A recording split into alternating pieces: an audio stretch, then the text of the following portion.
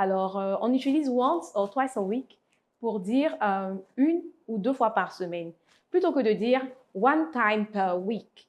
Hello, hope you are doing great today. Here is Kadi Kofi from Beanie's English Training, and today we're going to talk about skincare. Oui, nous parlerons de skincare aujourd'hui. C'est un sujet différent de ce qu'on a l'habitude d'aborder, car le but sur cette page et dans nos formations, bien sûr, c'est de faire en sorte que vous ne caliez sur aucun domaine. Donc, je vous donnerai une phrase et vous essayerez d'en retenir quelque chose. Vous direz en commentaire ce que vous avez compris. Et moi, à la fin, je vous ferai le point. D'accord? Donc, on y va. La phrase, c'est « Once or twice a week, I use a facial scrub in order to unclog my pores and prevent pimples. » Avez-vous compris la phrase? Alors, on va directement sur les différentes parties. On va la décortiquer.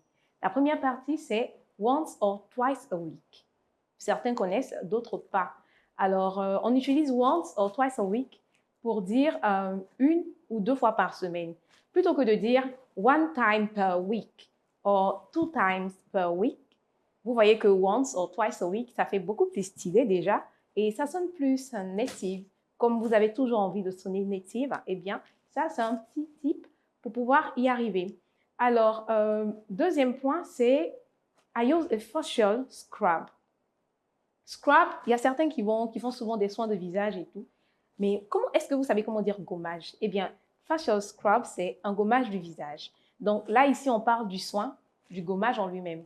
Mais sachez aussi que scrub peut être utilisé comme verbe. Et dans ce cas-là, vous direz to scrub, qui est l'action de gommer.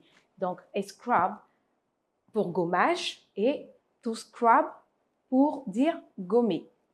Ensuite, dans la phrase, nous avons to unclog my pores. Unclog signifie déboucher, désincruster. Pores, c'est pore. Pore s'écrit bien évidemment comme en français, mais vous avez remarqué que je ne l'ai pas prononcé comme en français. Du coup, unclog pour déboucher, désincruster et pores pour pore. Donc, sachez aussi que unclog peut s'utiliser en dehors du cadre du skincare. C'est-à-dire que vous pouvez par exemple unclog a pipe. Pipe, c'est tuyau. Voilà, vous avez un tuyau bouché chez vous. Vous pouvez le unclog. So, I will unclog my pipe. Voilà. Et pour terminer, nous avions pimples. Pimples pour dire bouton.